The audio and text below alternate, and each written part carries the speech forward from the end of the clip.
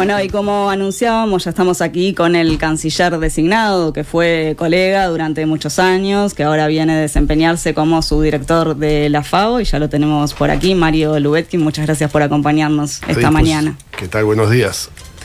Mario, empezar por consultarte. Bueno, yo sé que hay otros colegas que están diciendo que no te van a tutear, acá te vamos a tutear. Empezar por consultarte a propósito de algo que tú has dicho en los últimos días, que es que para ti la política internacional es parte de la política nacional. Me parece que esto es un concepto interesante porque a veces parece que lo que ocurre en Cancillería va por un carril separado a lo que pasa en el resto de las políticas de gobierno. ¿Qué significa para ti esta concepción? Es que yo creo que hay una integración del mundo como nunca antes. Guste o no guste, es un dato de la realidad. Habrá algunos que querrán volver a reencerrar los países dentro de su frontera, con mecanismos de protección antes insistentes, pero el mundo es como es, y está claro que este país, que es muy bonito y que para algunos les parece chiquito y no es nada chiquito, cualquier movimiento que nosotros hagamos tiene un efecto hacia el exterior, y del exterior tiene que tener un efecto hacia nuestro país. El objetivo por el cual ganó el presidente Orsi es para mejorar la vida de los uruguayos. Entonces, si ese es el centro, no es que para todos los ministerios tienen que trabajar para mejorar la vida de los uruguayos y uno no. Digo, no existe. Nosotros tenemos nuestras especificidades y visiones de nuevo tipo, innovativas, originales, pero nosotros tenemos que contribuir exactamente igual que el resto del equipo de trabajo del presidente Orsi, como para mejorar condiciones laborales, aumentar el trabajo, mejorar las condiciones técnicas, mejorar los niveles educativos, en fin, toda la larga línea de puntos que el presidente lo señaló en las famosas 48 medidas y otras tantas, en las cuales nosotros tenemos que poner nuestra parte. El punto es cómo, trabajando en el exterior, algunos de esos temas los podemos después concretizar en nuestro trabajo. Y esa es la primera prioridad. Mario, este fue un periodo particular del que estamos saliendo, ya que hubo 3 ministros. Primero estuvo Ernesto Talvi, luego estuvo Francisco Bustillo, hoy Omar Paganini, el tercer ministro que pasó durante este periodo. ¿Qué balance se puede hacer de lo que dejan estos 5 años? Mira, yo en general ustedes me van a sentir de que evalúe rápidamente, pero miro para adelante, porque lo que fue, nada se cambia, ya fue. Y lo que tenemos que hacer es cambiar hacia el futuro, presente y futuro. O sea, lo que tenemos que entender es dónde se está para hacer los cambios que tenemos que hacer. Nosotros venimos a cambiar dentro de los parámetros y las tradiciones. O sea, yo, digamos, no he seguido en detalle cada movimiento de estos 5 años. La sensación sí es que, mirándolo desde el exterior donde yo estaba, Uruguay tenía muy poquita política exterior, pero realmente muy poquita, y muy poquita incidencia en el mundo. Nosotros tenemos la incidencia que tenemos, pero la tenemos, y tenemos que saberla aprovechar para nuestros propios intereses. ¿Qué quiere decir que tenía muy poquita política exterior? No tenía un gran protagonismo en los grandes temas internacionales de definición, que no basta. En política internacional no basta condenar a A o a B o a C. Hay que actuar, interactuar, articular, participar en las diferentes realidades y tener resultados. O sea, si yo paso línea y pienso cuáles son los resultados de los últimos 5 años en política internacional, me cuesta un poquito de dar resultados. Ojalá pudiera decir, la lista es esta y de acá nos montamos para hacer el doble. Pero, ¿cuál es el punto de partida? Yo creo y destaco que sin duda el momento más importante fue la ratificación del preacuerdo de la Unión Europea-Mercosur. Si pensamos, ustedes me podrán corregir y pensar en otros. Eso no es resultado de la política uruguaya. Eso son 25 años de trabajo, de tantas gestiones en los 4 países, y que sin duda en la última fase hubo una posición fuertísima del presidente Lula sobre la negociación con los europeos, hasta que llegó ese momento histórico en el que la presidenta de la Unión Europea, la Van der Leyen, se tomó el avión en Bruselas y bajó en Montevideo. Ahora, eso lo estoy diciendo desde el punto de vista central, del corazón. Claro, coincidió que se dio en la presidencia pro tempore, ¿no?, nuestra, y en Montevideo. Bueno, pero así es la vida. Yo creo que inclusive diría que no le estamos sacando todo el resultado, y en eso voy a trabajar mucho. El acuerdo fue hecho en Montevideo. La ratificación fue hecha en Montevideo. La parada de Montevideo parece que no existe.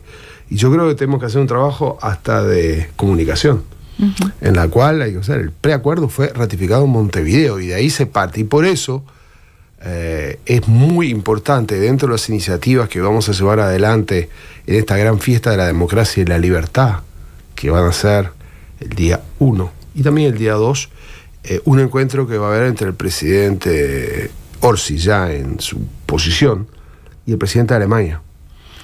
Y después ambos van a hacer una declaración, cada uno por la suya, que sería el primer encuentro de dos presidentes, y de uno que pesa muchísimo, como es Alemania, y otro que incide dentro de lo que incidimos nosotros desde el 6 de diciembre. Va a tener una dimensión extraordinaria.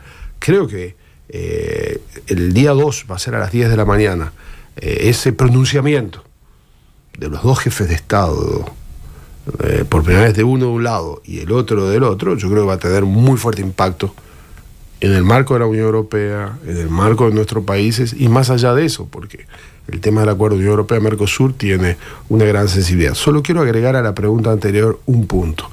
Yo quiero destacar que encontré el ministerio sereno, ordenado, con un espíritu de cooperación del actual ministro bien importante. Lo quiero destacar porque las cosas hay que decirlas por su nombre y esta es la realidad. Yo encontré en el ministro Paganini, con quien no conocía, un espíritu de cooperación y de facilitación de la preparación de nuestro trabajo. Después me hablaron de periodos anteriores y no me han hablado de la mejor forma, pero no soy testigo directo y no recibí. Pero seguías absolutamente todo lo que sucedía. Lo seguía, pero no soy testigo directo, y lo que me sirve el periodo anterior al canciller Paganini es una definición que la tengo clarísima. Desde el minuto cero del 1 de marzo, cuando nosotros asumiremos, ese ministerio va a abrir puertas y ventanas y la transparencia va a ser uno de sus nudos fundamentales, porque va a ser la mejor forma de trabajar para adentro y para afuera.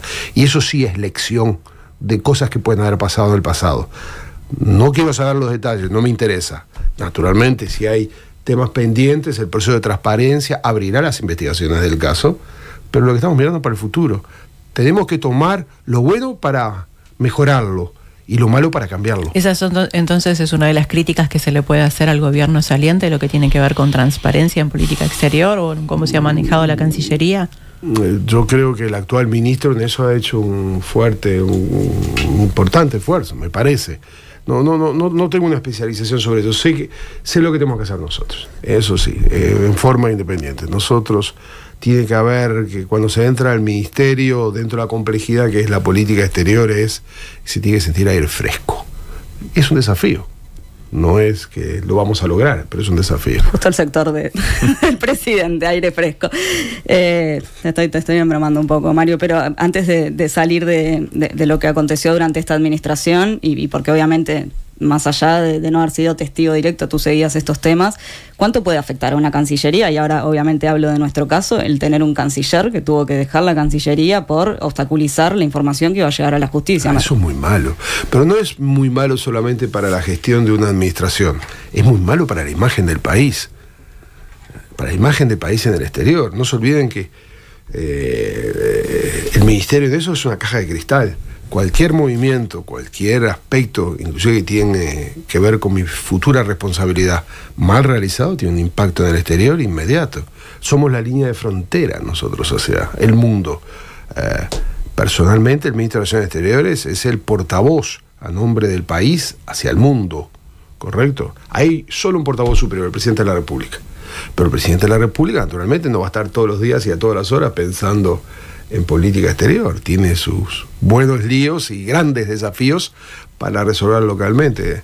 Estos días yo decía, nosotros somos trabajadores del presidente, todos los ministros somos trabajadores del presidente, y de esa forma tenemos que cumplir nuestra cuota aparte de la mejor forma, y en el caso mío las señales para emitir al exterior tienen que ser muy claras, con una visión muy precisa, que se entienda que Uruguay no va a generar sorpresas, sabe lo que quiere, sabe a dónde va y que hay que construirlo.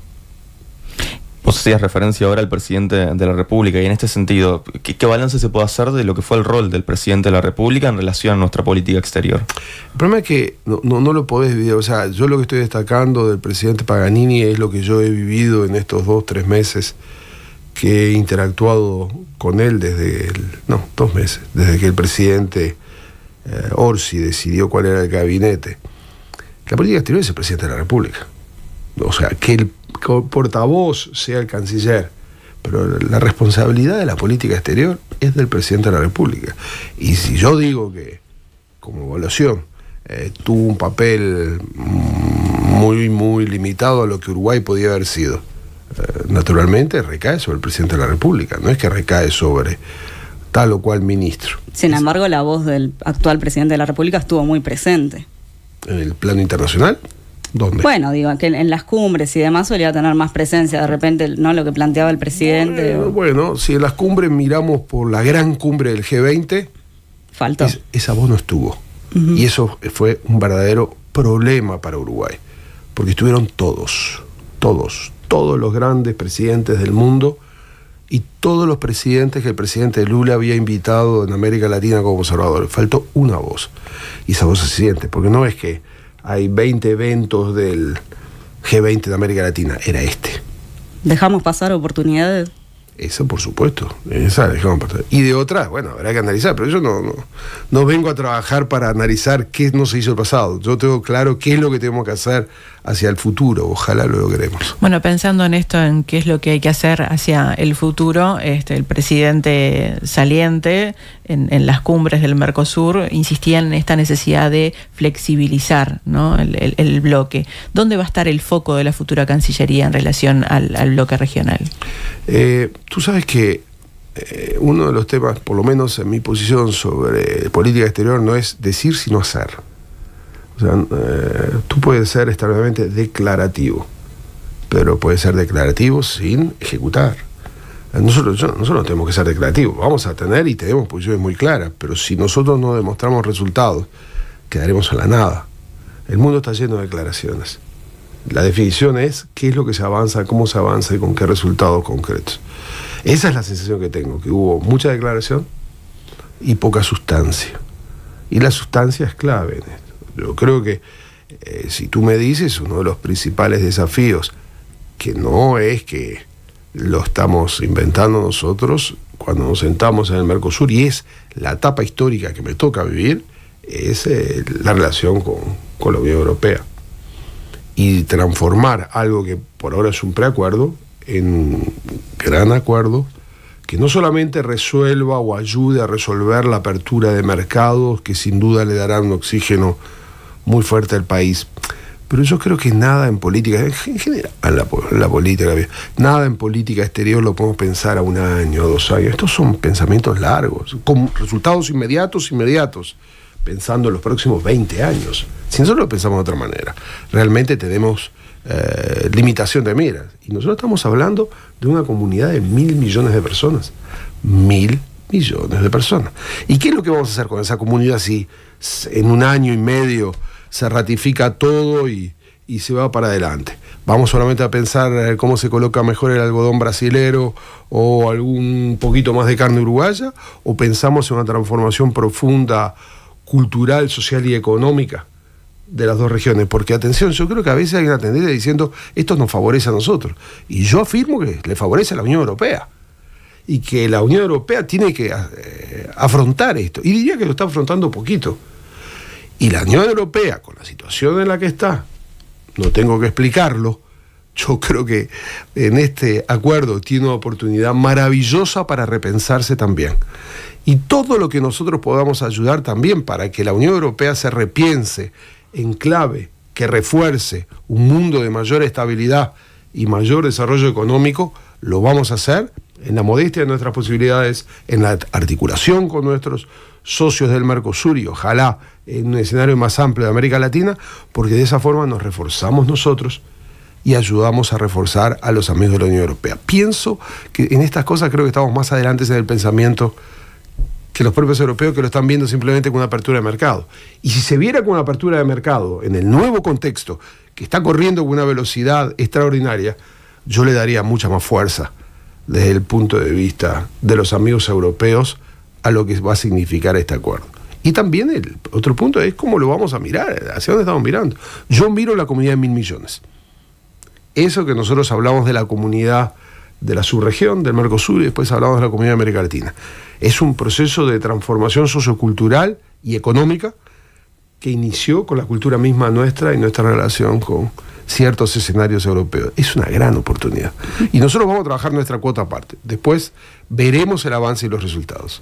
Bueno, a propósito justamente de cómo se puede avanzar, así como decimos, se concretó este preacuerdo, ¿no? en diciembre aquí en Montevideo con la presidencia pro tempore de Uruguay. Ahora esa presidencia está en manos de Argentina con el gobierno de Javier Milei, que está totalmente alineado a las políticas de Estados Unidos. Incluso ha dicho en más de una entrevista que en un caso extremo, si tuviera que elegir entre firmar un tratado de libre comercio Argentina-Estados Unidos y para eso tuviera que dejar el Mercosur, lo haría. Entonces, ¿qué se puede esperar? ¿Se va a avanzar en este tiempito en que tenga la presidencia argentina? Es lo que deseamos, es lo que pensamos que va a pasar, porque unos son los temas declarativos, otros son los puntos que estamos discutiendo sobre la mesa. Lo que estamos discutiendo sobre la mesa es cuál es el futuro del Mercosur, donde hay planteos de mayor flexibilidad, veremos qué significa. Está claro de que nosotros también llegamos al Mercosur con un escenario de buscar que este organismo se relance con toda su fuerza. Si relanzar significa flexibilizar, veremos técnicamente qué significa, correcto, pero no está planteado para nada en la mesa de las discusiones de bloquear el preacuerdo Mercosur-Unión Europea y empezar a analizar un acuerdo con Estados Unidos o con quien sea, o con China, no está planteado. O sea, ¿Milei también declara más de lo que hace en política exterior? No tengo idea, esa es la política de cada país. Yo creo que en el mundo se declara mucho. Y eso es parte del escenario político. La responsabilidad nuestra es decir qué es lo que estamos discutiendo y cómo lo tenemos que llevar adelante. Desde ese punto de vista, la responsabilidad que vamos a asumir nosotros es de ayudar a facilitar el proceso de diálogo y de comprensión y de acuerdo del marco del Mercosur para que se refuerce el Mercosur. Que no es sencillo, por supuesto que no es sencillo, creo que no hay nada sencillo. Si fuera todo sencillo, les aseguro que no asumiera la posición que el presidente Orsi me pidió que asumiera. Es desafiante. Y eso es lo que vamos a afrontar, un gran desafío. Yo tengo una confianza extraordinaria en la capacidad de los uruguayos, en la inteligencia de los uruguayos, en la preparación técnica de los uruguayos. Lo he vivido acá y lo he vivido desde afuera. Por lo tanto, creo que partimos con una cierta forma de preparación y que podemos cumplir parte de nuestras responsabilidades. Y diría que hay una expectativa enorme alrededor de nosotros. Para mi gusto un poquito desproporcionada, pero es enorme la expectativa de lo que Uruguay puede hacer y cambiar, a ayudar a cambiar en escenarios subregionales y regionales. ¿Expectativa que tienen quienes tienen? En el exterior, tú lo ves, mira, no hay casualidades en la vida. El hecho de que vengan 15 jefes de Estado, el doble de los jefes de Estado de promedio de los que vinieron a Uruguay, y yo diría un número sin duda más alto del promedio de los presidentes que van a una asunción de gobierno en América Latina, a ese nivel. El hecho de que en estos días nos están confirmando a nivel de ministros de último momento, dirigentes de organizaciones sociales, políticas, pero realmente de última hora, demuestra que efectivamente hay muchísimos que quieren estar en Montevideo el próximo fin de semana, y hay muchos que vienen a escuchar, a ver, a hablar, a entender. Y eso es expectativa, eso es decir, bueno, pero y después de esto, ¿cómo se coloca este país hacia el futuro? El problema nuestro es que lo que se nos está dando es una línea de crédito bien interesante. Después está nuestra capacidad de transformar la línea de crédito en resultados. Yo creo que lo vamos a lograr. En esto de la expectativa, tú mencionabas, y ya lo habías anunciado en la conferencia de prensa que diste con el futuro secretario de Presidencia, con Alejandro Sánchez, que se va a dar este encuentro, que ahora reiterabas, del presidente de Alemania con Yamandu Orsi. Ahora estamos justamente en medio, ¿no? Acaban de pasar las elecciones en Alemania este domingo, donde ahí cambia la correlación de fuerzas en ese país. Queda, ¿no? Quien queda mejor posicionado justamente es el conservador Merz. Entonces, en ese sentido, ¿qué tanto impacto puede tener la conferencia, lo que surja, las declaraciones del presidente de Alemania en este contexto, cuando Alemania, con la incidencia que tiene en la Unión Europea, está cambiando su correlación de fuerzas? Cambiar correlación de fuerzas no significa cambiar posiciones. Yo creo que la posición de los alemanes en relación al Mercosur es de los alemanes, no era del Partido Socialdemócrata Alemán, era de los alemanes. Yo no veo ninguna variación. De hecho, la Van der Leyen es conservadora.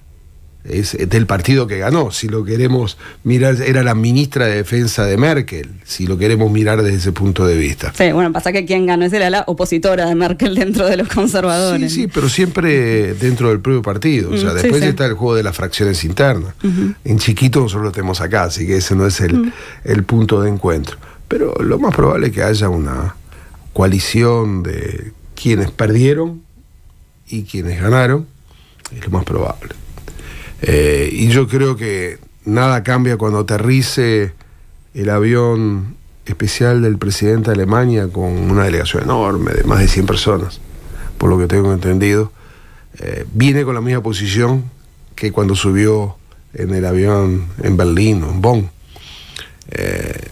Alemania es uno de los grandes actores a favor del acuerdo Mercosur-Unión Europea, como lo es España, como lo es Portugal. Y ahora que estuve en Italia hablando con todas las principales autoridades, desde la presidencia al viceprimer ministro, al canciller, al presidente del Parlamento, a los presidentes de la comisión, yo me fui a Italia con la idea de que Italia también se va a sumar al acuerdo. Y si estos países se suman al acuerdo, es ahí donde están los números para que efectivamente se ratifique la mayoría a favor de... Yo estoy serenamente esperanzado, y diría más, de que la tendencia de la confirmación en año y medio, digamos, del acuerdo va a ser un dato de la realidad. Mario, recién Sofía te consultaba por el gobierno de Javier Milei en Argentina, y en ese sentido, concretamente en cuanto a la relación bilateral entre Uruguay y Argentina, ¿cómo se va a desarrollar el vínculo en el próximo periodo de gobierno? Mira, yo siempre pongo emblemáticamente la entrevista a Radio Mitre que hizo el presidente Orsi, todavía un poquito dormido porque dormí unas poquitas horas después de que tuvo ese extraordinario éxito electoral. Fue la primera radio, creo que, en la cual dijo: tendremos las mejores relaciones posibles con Argentina. Y después lo repitió. Las señales nuestras son muy precisas. A buen entendedor, pocas palabras, ¿no? Yo establecí una relación muy buena con el canciller de Argentina. El canciller de Argentina tiene relaciones muy buenas con el presidente Orsi. Yo tengo relaciones muy buenas con otros ministros argentinos. Inclusive en mis anteriores funciones estuve con el presidente Milei y quien era entonces la ministra de Relaciones Exteriores. Es como todo en las relaciones bilaterales. Las relaciones bilaterales entre dos países no es que le tiene que servir a uno y al otro no. Uno de los el arte de este tema es que ambos países estén muy cómodos en sus objetivos. Y los objetivos no son ideológicos, son muy concretos en el plano comercial, de desarrollo, infraestructura, defensa, en fin, el capítulo es muy largo. El desafío que tenemos es que en esta fase, porque cada uno es hijo de su fase, tengamos la capacidad de tener un flujo de cooperación que le interese a los argentinos, porque la van a necesitar. No es porque no estamos en la otra punta del mundo, estamos al lado, y muchas cosas nuestras inciden y como en Argentina y viceversa. Encontremos los caminos de esta etapa en la cual haya muchos temas, y hay muchos temas de acción común que determinen que ambos nos sentimos muy cómodos y muy necesitados de esa cooperación. Eso es lo que ya estamos construyendo y construiremos fuertemente en el futuro. Hay un elemento, como tú señalas, que es bien importante, que la presidencia del Mercosur está en manos argentinas. Y todo lo que nosotros podamos ayudar en este semestre lo vamos a hacer. Estamos a disposición. Bueno, en el caso de Brasil, por ejemplo, se dio que en el principio del periodo de este gobierno se habló de este acuerdo, este TLC que se iba a llegar con China, eso se anunció con bombos y platillos. Uruguay estaba más en solitario, pero sin embargo, eso fue al principio. Después esto cambió y hubo como que apoyarse de alguna manera en Brasil, como para seguir avanzando de alguna manera con lo que son las negociaciones o las conversaciones. ¿Cuál va a ser la estrategia en ese sentido, con lo que va a ser la relación entre Brasil y Uruguay? La relación entre Brasil y Uruguay va a seguir siendo estupenda. Va a ser todavía más estupenda que la fase anterior. En todos los grandes temas hay sinergias. Me pongo a pensar, Mercosur, tenemos un pensamiento sinergético. CELAC, que es el mecanismo de diálogo de América Latina y el Caribe. Ambos estamos convencidos que hay que defenderlo y desarrollarlo y evitar cualquier tipo de divisiones, que sería un drama para toda nuestra región. La relación sur-sur estratégica que se marca en el caso brasilero, en el BRICS, porque ellos tienen la presidencia del BRICS en este momento, pero estamos hablando de todos los grandes actores emergentes del sur, estamos hablando de los grandes jugadores en este momento. Nosotros nos planteamos entrar en el BRICS, porque no está dentro de nuestra agenda inmediata, pero ante el gobierno que termina el viernes hizo un gran trabajo para dejarnos en las puertas para entrar en el banco del BRICS y ser, junto a los brasileros, los 2 gobernadores del BRICS de América Latina. Eso nosotros queremos culminarlo, concluirlo. Por eso vino la presidenta Dilma, presidenta del Banco del BRICS, apenas unos días después del triunfo del presidente Orsi, y estuvimos evaluando con ella cuáles son los pasos que faltan de la gestión que en este último quinquenio se hizo, y prácticamente lo que falta es que el Senado y la Cámara de Diputados ratifiquen el acuerdo y después llegar a los aspectos económicos, que para nosotros son muy pequeñitos contra una capacidad de crédito que nos puede dar el BRICS con intereses muy bajos, enorme en la logística. Si este gobierno, como se propone, va a mover fichas muy fuertes en la logística, y no solamente aumentar unos kilómetros de carretera, sino mover la aguja en serio, van a necesitar grandes fondos. Y este es uno de los mecanismos en los cuales nos puede dar grandes fondos. Además, que objetivamente, estando en un perfil de un banco de este tipo, es lo que te permite estar en el diálogo en otra liga con los actores del sur. Así está, en ese banco está Arabia Saudita, en ese banco está Turquía, en ese banco están los Emiratos Árabes, en ese banco está China, está India, está Brasil, ya estamos hablando, está Sri Lanka, está Etiopía, está Sudáfrica. Estamos hablando de grandes jugadores que yo creo que de otra manera tendríamos alguna dificultad mayor para tener una relación fluida y rápida. Por lo tanto, vamos a hacer política de Estado. Vamos a tomar lo que hizo el actual gobierno y vamos a concluirlo para el éxito y los intereses del país. Y más allá de la política de Estado y de la labor de Cancillería, ¿cuánto puede influir en el trabajo con Lula el vínculo de Lula con Mujica, el vínculo que en cierta forma ha heredado Orsi en ese sentido? Es que siempre las relaciones personales son fundamentales para facilitar más. Y el presidente Lula, ustedes lo conocen, una persona extraordinariamente sensible y cariñosa, que quiere muchísimo a este país. Por lo tanto, vamos a tener en él un gran fan, un gran hincha de este país, como nosotros lo somos, naturalmente, de los amigos de la zona y de los amigos de Brasil, con quien siempre tuvimos relaciones. Las relaciones personales son extraordinarias. Ojalá se pueda construir, no en esta dimensión, porque también hay otro tipo de afinidades con el presidente Milei, con el presidente de Paraguay, con quien la tenemos. El presidente de Paraguay tiene una relación muy bonita con el presidente Orsi y con el propio Mujica. Por lo tanto, y lo tenemos naturalmente con el presidente de Chile, que vino y vuelve ahora unos meses después, y lo tenemos con el presidente de Colombia, que tiene un peso sustancial, y lo tenemos con la presidenta de México, que eso lo quisiera destacar porque no ha sido tradición una relación muy fluida y estrecha con México, y la presidenta Claudia ya lo ha dicho más de una oportunidad, que quiere con Uruguay tener una relación absolutamente estratégica, y la delegación que viene de México es realmente bien importante. Ella nos explicó que no podía venir porque, como todos sabemos, está en un momento peculiar, pero eso va a ser una de las grandes novedades del nuevo escenario que se va a plantear para con América Latina. Y además hay novedades que tenemos que saber a leer. O sea, nunca vinieron presidentes centroamericanos a nuestro país para Asunción, y no vienen 3 presidentes que cada uno representa diferentes cosas. Honduras representa lo que representa. Guatemala a nosotros nos representa un poquito más que el hecho de Guatemala, porque es un presidente nacido en exilio en Uruguay, y para nosotros todo el tema del exilio y de las detenciones y la falta de democracia lo tenemos con una enorme sensibilidad. Pero bueno, esa es la realidad del presidente de Guatemala.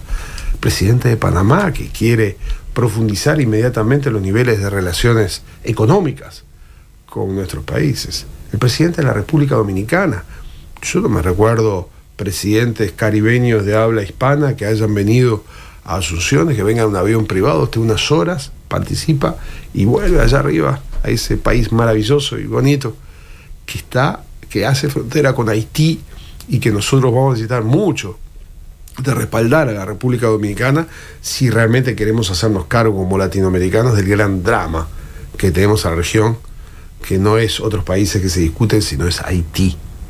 Y que hasta ahora nosotros somos mucha palabrita, lo digo en Uruguay, lo digo en América Latina. Y nuestros amigos dominicanos hacen frontera y cada vez que hay un lío, a ellos toda la situación se les complica. Esa es nuestra puerta de entrada y es una forma de ayudarnos. Entonces, profundizar las relaciones, y estoy seguro que va a haber una empatía extraordinaria. Algunos presidentes no lo conocen al presidente Orsi, yo lo conozco a varios de ellos. Y como conozco a los dos, tengo la seguridad de que del 1 y el 2 de marzo el presidente Orsi va a salir con un juego empático, extraordinario, con muchos presidentes. Y la empatía es lo que te permite después levantar el teléfono y tener una fluidez de diálogo. Y eso acelera mucho lo que de otra manera son negociaciones un poquito más complejas. Justamente en el marco de la Asunción, Orsi se va a reunir con Lula. ¿Qué temas van a estar ahí sobre la mesa? Hay una carpeta muy grande de temas estructurales, de política internacional. Es lo que yo te acabo de señalar. Va desde el Mercosur, al CELAC, al Sur-Sur BRICS, al G20, donde ellos nos abrieron la puerta y nosotros queremos entrar en uno de los acuerdos de los grandes líderes mundiales, que es la Alianza contra el Hambre y la Pobreza, que ya está sumando 80 países, que fue acordado en el G20 de Río, y también en la bilateral muy fuerte. Estamos pensando en estructuras, en puentes, estamos pensando fuerte. Veremos hasta dónde, veremos los capitales que tenemos, pero la agenda que tenemos con Brasil es extremadamente intensa. A propósito de la CELAC, tú lo mencionabas y ahora mencionabas, bueno, a Claudia Sheinbaum, pero esto va a pasar ahora de manos de Honduras, la presidencia pro tempore, a manos de Gustavo Petro. ¿Se debería plantear distinta la CELAC? ¿Se le deberían dar nuevas atribuciones? Yo te diría lo siguiente. Primero, un dato bien interesante, que viene el presidente del CELAC y el futuro, la presidenta Xiomara del CELAC, Xiomara, y el futuro presidente.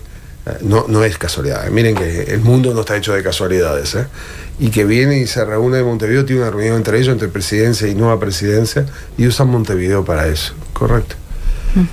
Yo diría que la primera cosa que tiene el CELAC es consolidarse, porque si efectivamente queremos un organismo que permita el diálogo de los 33 países latinoamericanos y caribeños, y nosotros sabemos la complejidad que tiene en este momento América Latina y el Caribe, lo primero es que esta instancia sea una instancia superior en la cual se permita un mínimo diálogo en áreas que están totalmente cortadas. 1. 2, que se entienda de que no, América Latina y el Caribe no puede vivir sin algún mecanismo de interrelación. Lo que tenemos es el LAC. No es que podemos inventarlo todos los días. Aparte, inventar un organismo es algo bien difícil y hoy no habría condiciones. 3, hay que darle contenido al CELAC. El CELAC no tiene capacidad de ejecución y ese es el punto de debilidad, es un acuerdo político. A eso voy, ¿eso se podría rever? No creo, porque eso significa generar un escenario estructural camino más hacia la Unión Europea u otros, que ni hay clima ni hay fondos, ¿correcto? Ni hay clima ni hay fondos. Pero, ¿sabés qué? Digamos, uno de los desafíos que yo creo que tenemos y que ojalá nosotros podamos contribuir en eso es, no siempre hay que agrandar instituciones, sino a veces es bueno tener instituciones ágiles, pero que puedan asociarse con estructuras realmente existentes para llevar adelante los acuerdos que se existan desde el punto de vista político. Yo lo digo por un ejemplo concreto. Como ustedes saben, antes de esta responsabilidad yo era subdirector general de la FAO y naturalmente trabajamos con muchísima fuerza con el CELAC desde el 2022 y junto a la presidencia del CELAC de San Vicente, de la islita caribeña de 180.000 habitantes, y después ahora con la presidencia hondureña, los 33 países en consenso llegaron al acuerdo sobre el nuevo plan de seguridad alimentaria y nutricional, que de hecho para mí fue el acuerdo más importante que logró el CELAC. ¿Cuál fue el punto? El punto es que ese fue el acuerdo político del CELAC, pero después el CELAC le pidió a organizaciones como la FAO y otras, que tienen la capacidad de ejecución, que ejecuten lo que ellos habían decidido.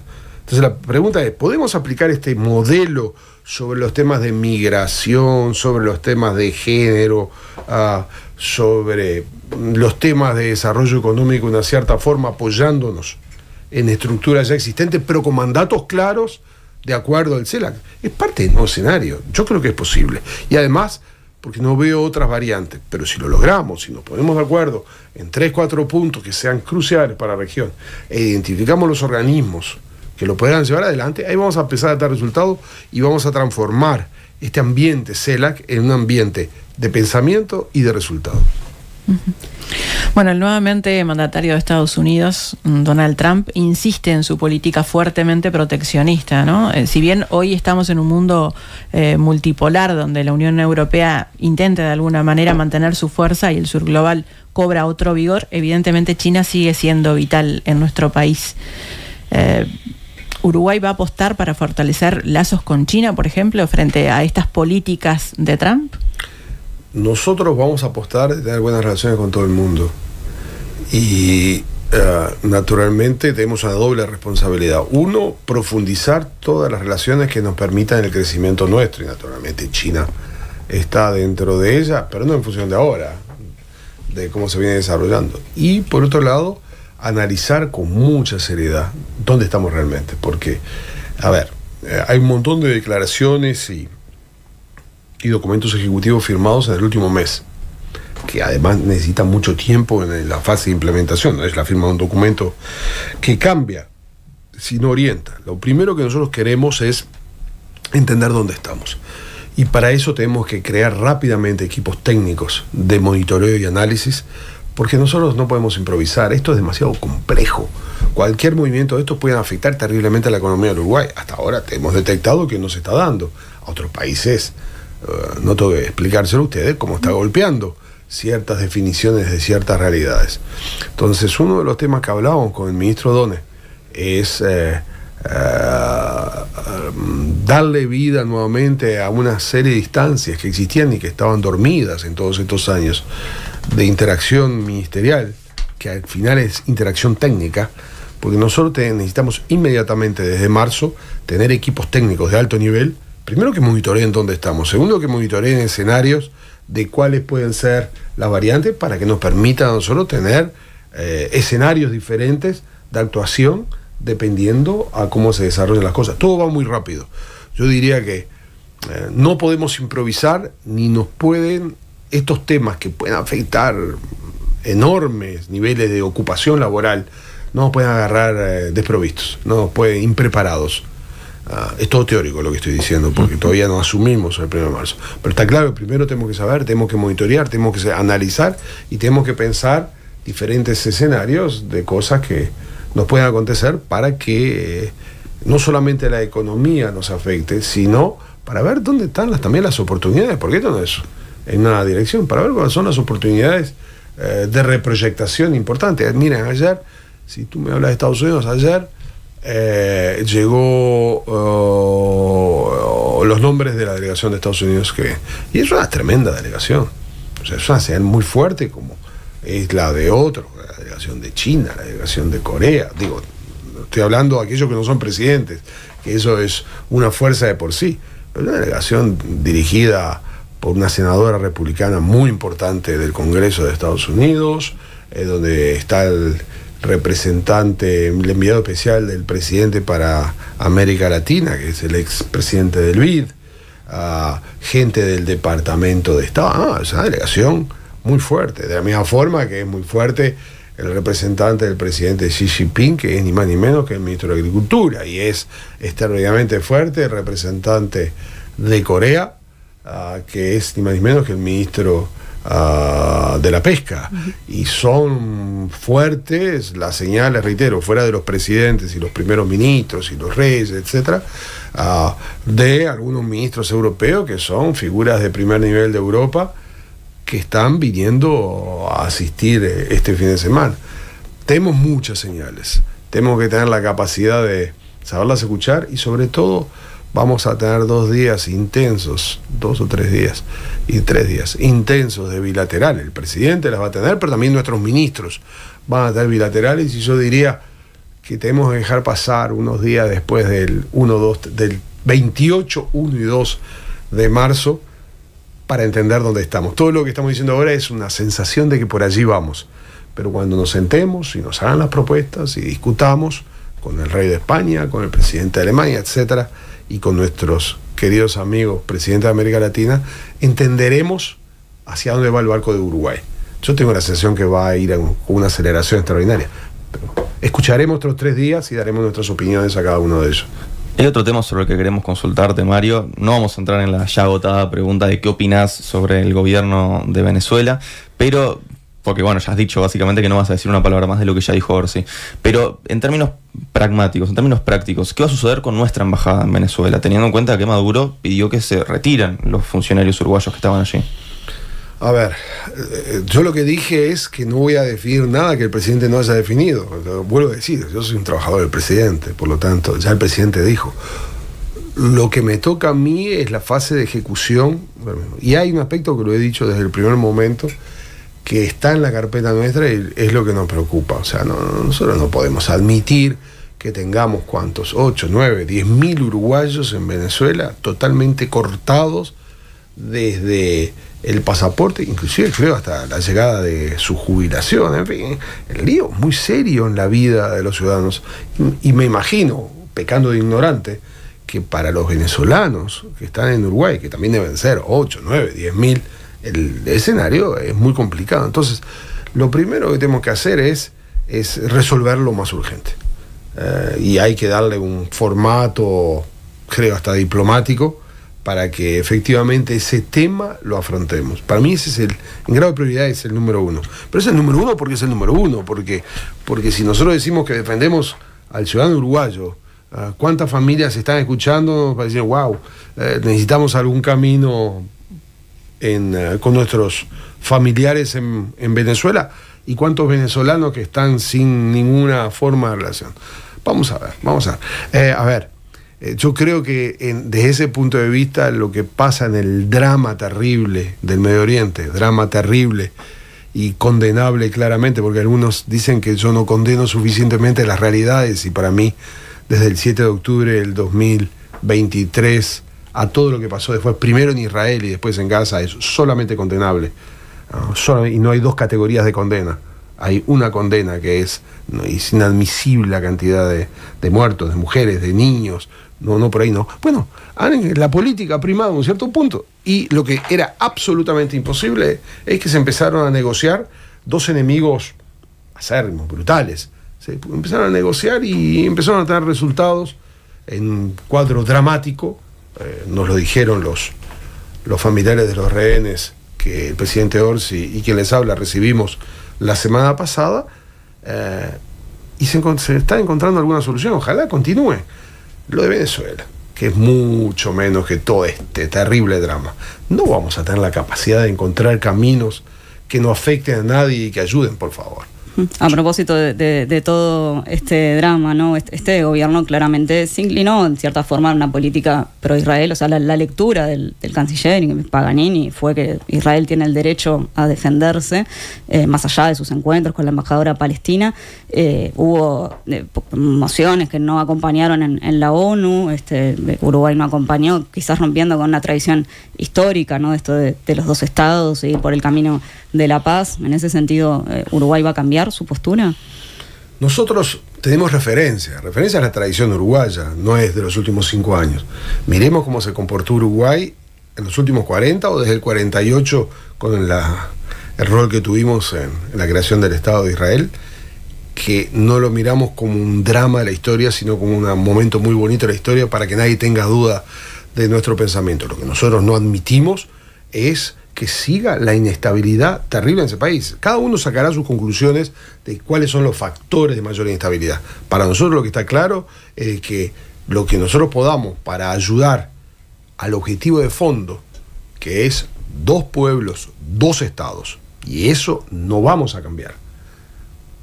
siguiendo los parámetros de Naciones Unidas y de nuestras tradiciones, por ahí se nos puede leer cuál va a ser nuestra actitud. Reitero, 2 estados, 2 pueblos, 2 estados.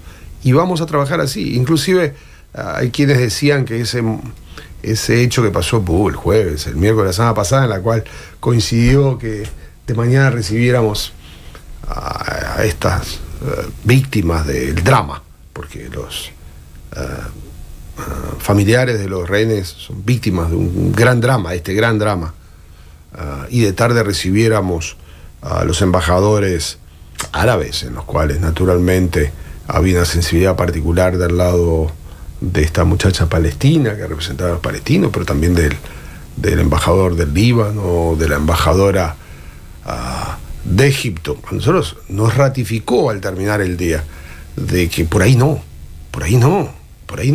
va el Uruguay, por ahí no, y no se trata de muertes malas y muertes buenas.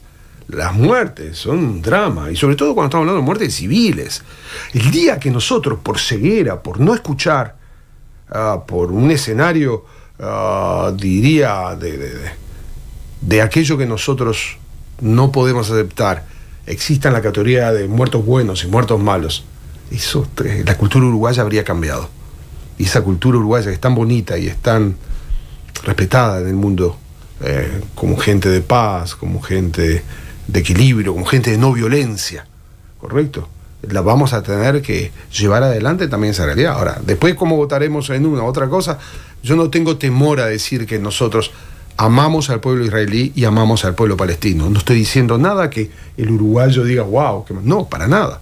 Ahora, eso es muy bonito decirlo y después hay que llevarlo adelante. Pero nosotros, el presidente Orsi, cuando miraba a los ojos a los familiares de los rehenes de mañana, y cuando miraba a los ojos en la tarde a los representantes de los árabes, yo creo que decía claramente el compromiso nuestro para ayudar de una u otra forma a un escenario de paz y a reducir un cuadro que lo condenamos totalmente desde el 7 de octubre, cuando empezaron los hechos en la frontera israelí y todo lo que pasó posteriormente en Gaza. Pero bueno, ahí ya hay una interpretación histórica, ¿no? De si todo arrancó en esa fecha también. No, digo, condenamos lo que pasó en ese periodo.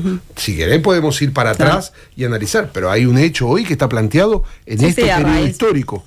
Y entonces, para que no quepan ningún tipo de dudas de que para nosotros no hay dos visiones, y que porque he visto en estos días ciertas reacciones a ciertas afirmaciones mías, yo no he escuchado a nadie del gobierno entrante de darle un apoyo a Hamás.